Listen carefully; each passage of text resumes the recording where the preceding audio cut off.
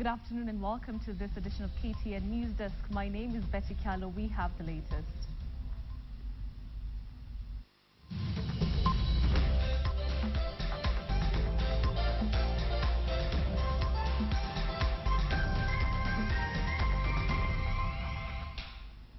We begin at the Chief Justice Chambers, where Joseph Kipchirchir Boynet has been sworn in as the new Inspector General of Police. Chief Registrar of the Judiciary Anne Amadi presided over the swearing-in ceremony at the Supreme Court. Chief Justice Dr. Willie Mutunga and Interior Cabinet Secretary Joseph Nkaiseri were among those who witnessed the swearing-in, which comes just days after Parliament approved his nomination. Before his appointment, Boynet served as a top intelligence officer in the National Intelligence Service. During his vetting session last month, Boynet told a joint parliamentary security committee that he would employ new strategies to weed out corruption in the police service. He was also keen on collaborating with security agencies like Interpol to deal with the entry of illegal small arms and light weapons through Kenya's porous borders. Boynet's intro is full, featuring tough security challenges related to terrorism, cattle rustling and organized crime. Joseph Kipchirchir Boynet, having been appointed as the Inspector General of the National Police Service under the National Police Service Act 2011, do swear that I will be faithful and bear true allegiance to the Constitution and the President of Kenya during my service in the National Police Service, without favor or affection, malice or ill will, that I will at all times do my utmost to preserve the peace and prevent offenses against the peace, and that I will discharge all my duties according to law, without fear, favor, affection, or ill will. So help me God.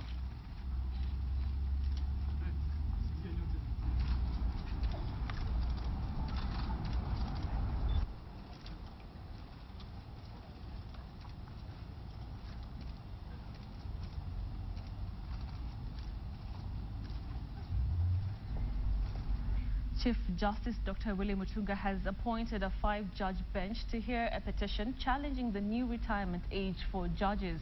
The bench will be led by Justice Richard Mwongo and will listen to the petition which challenges the set retirement age of 70. The petition filed last year seeks to have peg the retirement age at 74 for judges who are on the bench before the promulgation of the Constitution. We'll have details of that in our subsequent bulletins. Moving on, Chairperson of the embattled Public Accounts Committee, Babu Namwamba, is today appearing before Parliament's Powers and Privileges Committee on graft allegations.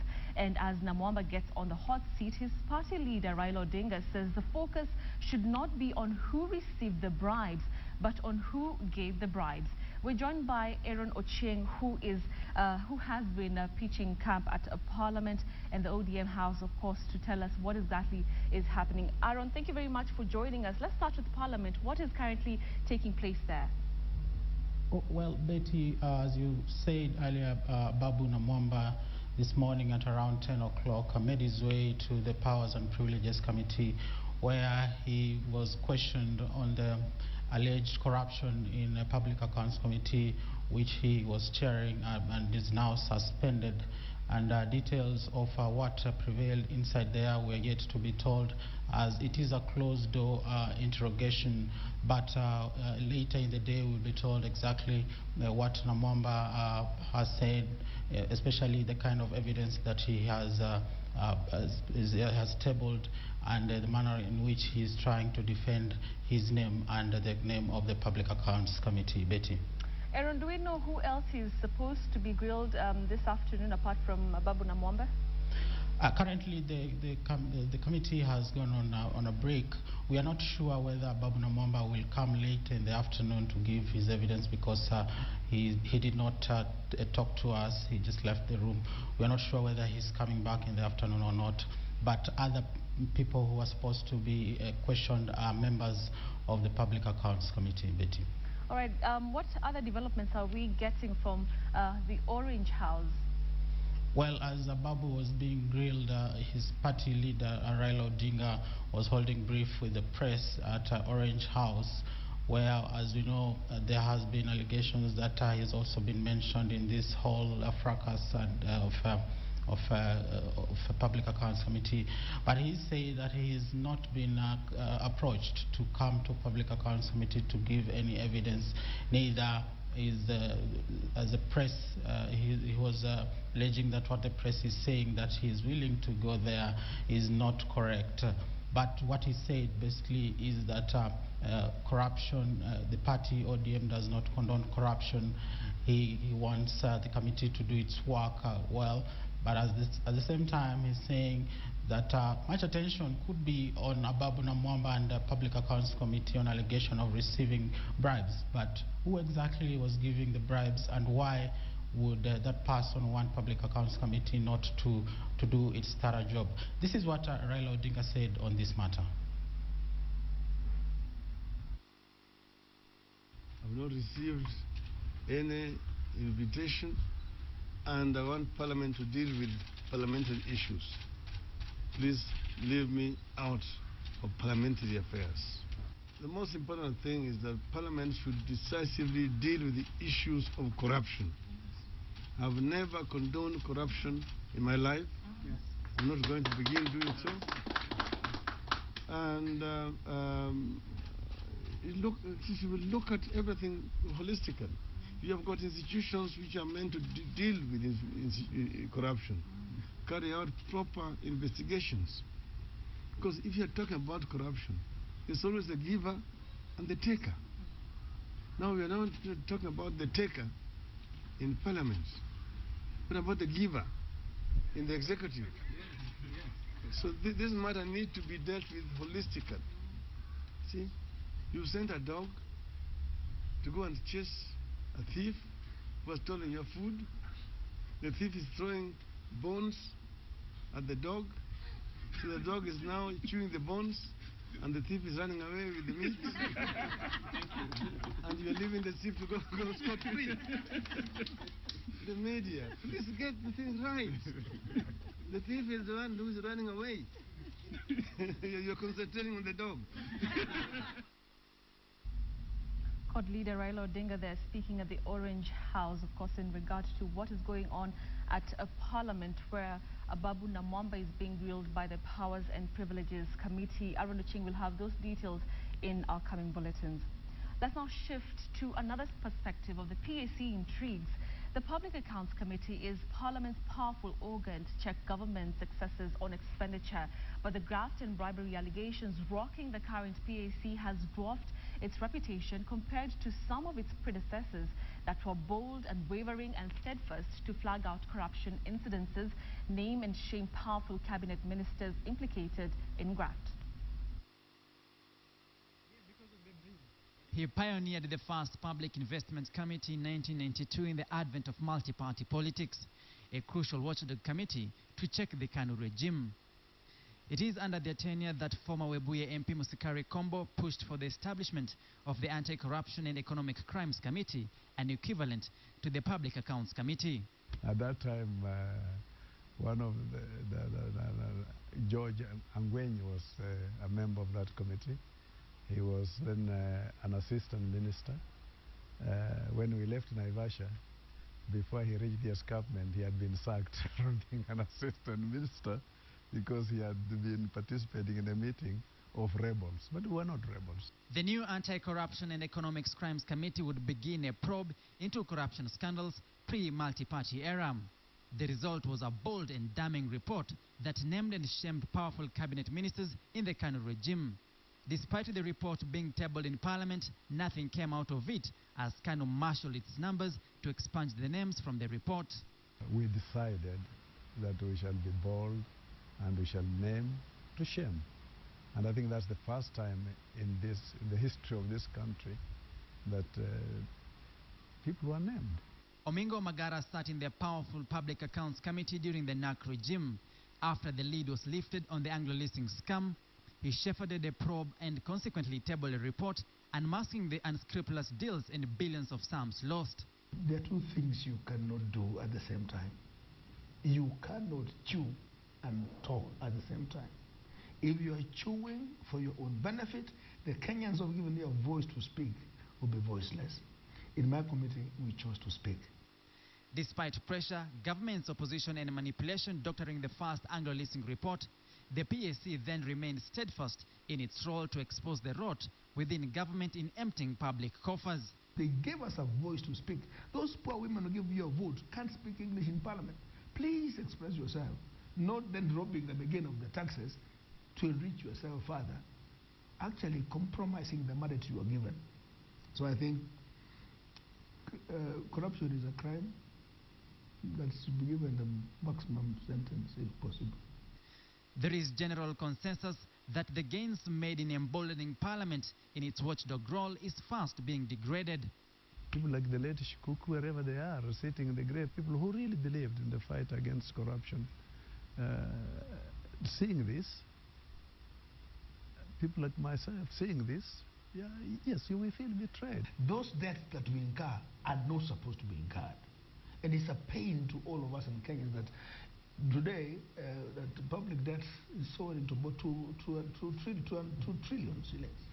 The acrimony facing the Ababu Namwamba-led PAC has soiled the reputation of Parliament, with the former watchdog crusaders saying the National Assembly has terribly failed in its representation role. The Public Accounts Committee finds itself in a credibility crisis, caving into corruption pressure, essentially falling short on its former investigative committees that, in the face of adversity, still waded through the murky political waters to expose the rotten government undeterred. Samogina, KTN, Nairobi. And the PAC is, however, not the only watchdog agency facing integrity issues. The latest confusion, the Ethics and Anti-Corruption Commission has rekindled memories of the intrigues that have dogged Kenya's war on corruption for nearly 20 years now. KTN's Rita Tinina now looks back on the numerous false starts and why the latest developments should be a cause for concern.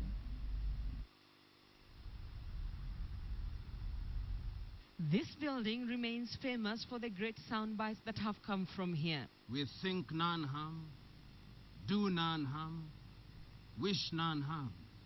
We only attack corruption, and if corruption has a residence in your person, we must deal with you because you accommodate corruption.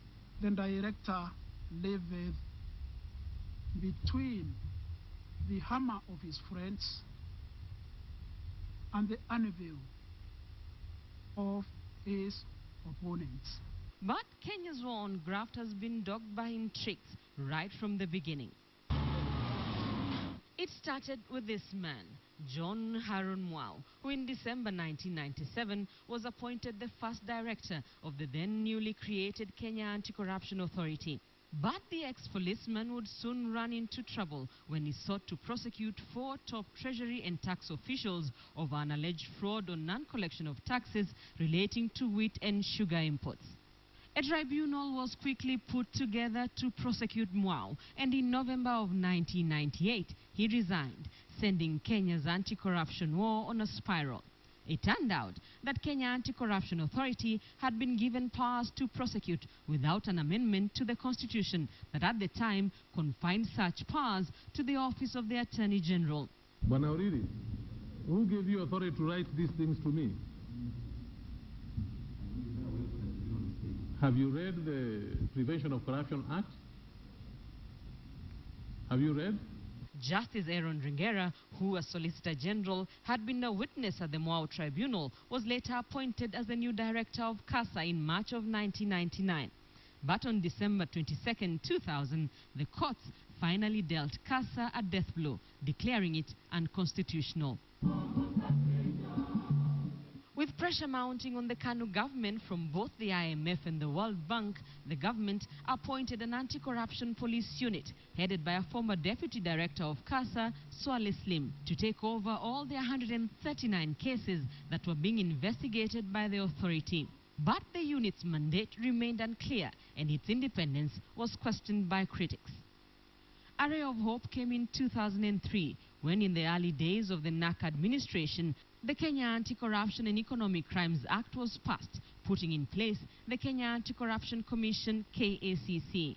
And once again, Aaron Ringera was given the job of reviving Kenya's faltering war on graft.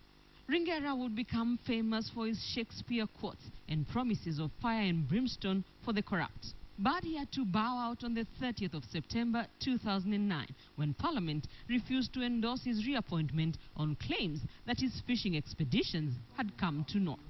And for those who perennially complain that cars only deals with the small fish, let me ask you to reflect on this.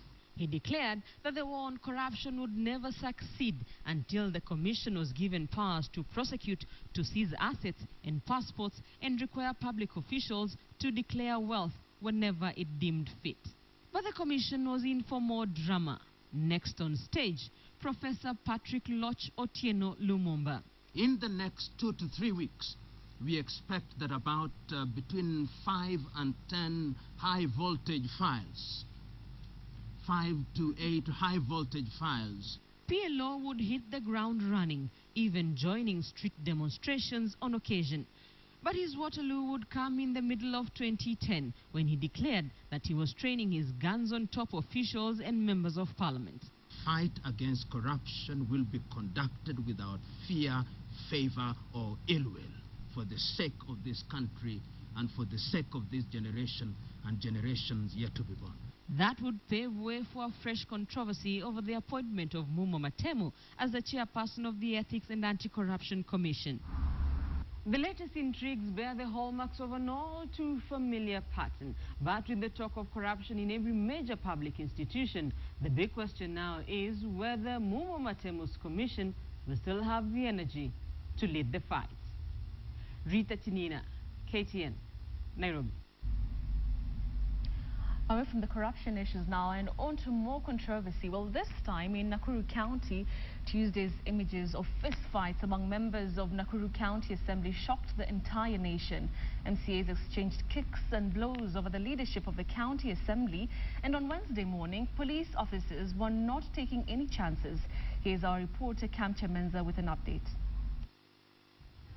Thank you so much. Now, Nakuru County Assembly has in the recent past actually found itself in a confusing or rather frantic situation. One issue is about the stalemate over who holds the majority leadership, a case that is still pending in court and we are waiting to find its outcome. But the picture that was painted yesterday in the Assembly, especially the chaos and the exchange of whips by the members of Assembly, actually got everyone's tongue wagging.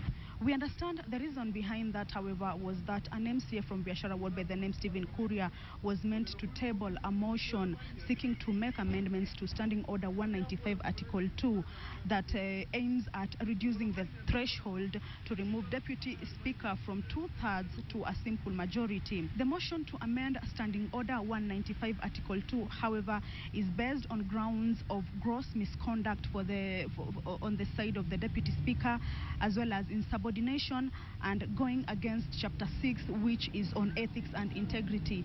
And the motion is what actually brought chaos yesterday, because the side that lies with the Deputy Speaker seeking to block the members from amending the Standing Order actually is the one that led to the eruption of chaos. This morning, however, the Assembly again took its course, and the member for Biashara Ward, Stephen Kuria, was given the opportunity to table his motion. Earlier on, however, as the MCA was going on with tabling his motion, 4 members were ejected from the Assembly on grounds that they were behaving in a disorderly manner. The motion was later, however, tabled, and it received a majority of supporters, most of them saying that the amendment would actually help to bring sanity in the Assembly that has in the recent past actually experienced chaos and misunderstanding. In the afternoon, the Assembly is going to resume to debate a motion meant to be tabled by one member, Jonathan Warothe, seeking to impeach the Deputy Speaker, Samuel Tonoi. And we are keeping an eye on that, and we're going to bring you the details as they unfold from Nakuru County Assembly. My name is Kamcha Menza. Back to you in Nairobi. Thank you very much, Kamcha Menza. Now, tension is high in Suyan village in Samburu North after 2 people were shot dead by bandits. The Tuesday attack, which left 2 other people seriously injured, with residents choosing to flee their homes in fear of more attacks. The bandits are said to have made away with 350 cows and 275 goats and sheep. Locals now want the government to intervene, citing that the menace is threatening their very existence and the economic progress of Samburu County. Watu yuko nje hapa tu amekufa yote. Sasa jameni tafanya nini? Na alikuwa amefanya sisi kung'anya sisi kila kitu. Ile faraja yote ile ya kung'anya watu funduki kweli ameng'anya sisi. Tulikuwa na bado na baki tu kubeba mafunduki ya mstoni, mfunduki ya mstoni ndio nakuja kuua sisi hapa. Former President Daniel Moi yesterday held a dinner at the Intercontinental Hotel where students from Moi Kabarak University joined the administrative staff in celebrating milestones in the institution. Moi lauded the academic success that he said had been a key pillar in the school's expansion and growth. Kabarak may be a young, upcoming university, but already your presence cannot be taken for granted. We expect to increase the enrollment so that more and more students in more and more disciplines continue to gain access to the good things that come from Kabarak. We now take a short commercial break to pay the bills, but Michael Karanji is up next and he has a very interesting discussion on using data for economic planning. Don't go away, stay tuned.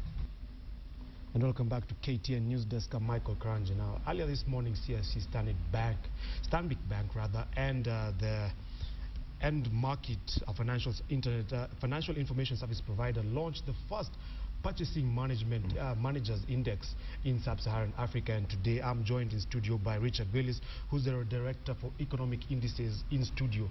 First of all, Richard, the first question I have to ask is how or what is the Purchasing Managers Index used for?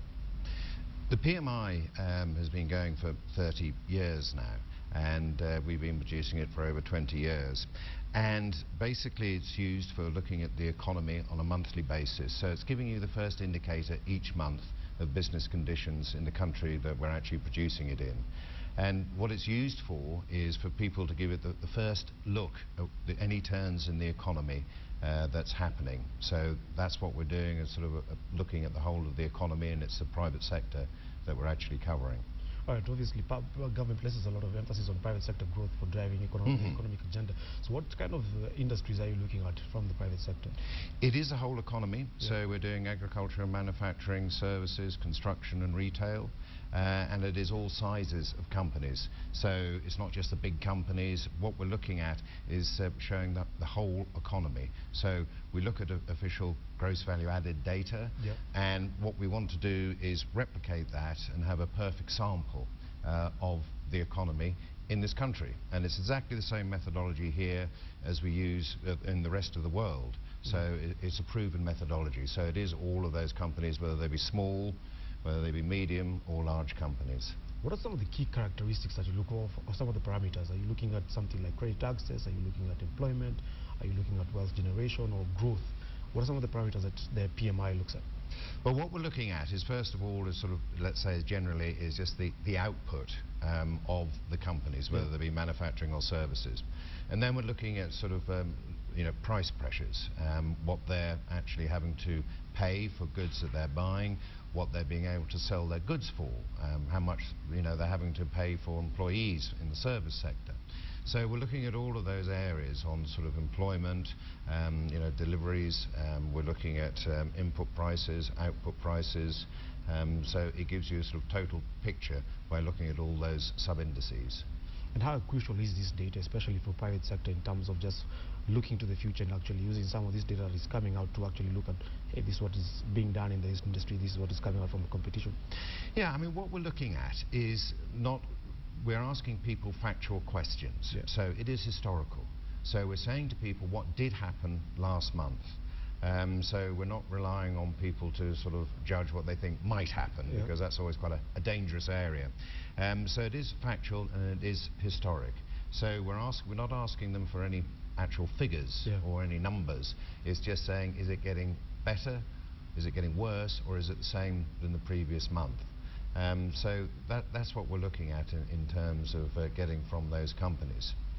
Just look at how now this data is being used by the private sector, and then you look at perhaps what's coming out from government. Usually we have government delays, but I'm looking in terms of the whole GDP, where the statistical data comes out after every 3 months.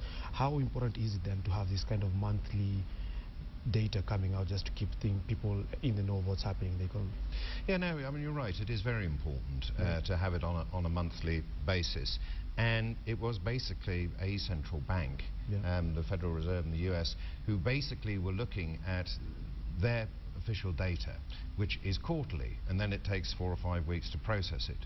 And what they basically wanted to do is, how could they get something which gave them a monthly indicator of what business conditions, therefore let's say GDP, but we prefer to call it the business conditions of the country.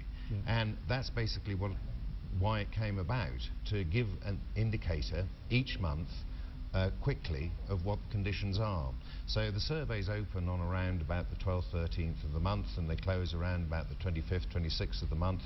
And then here, as everywhere, we'll be releasing it on the 3rd working day of the month.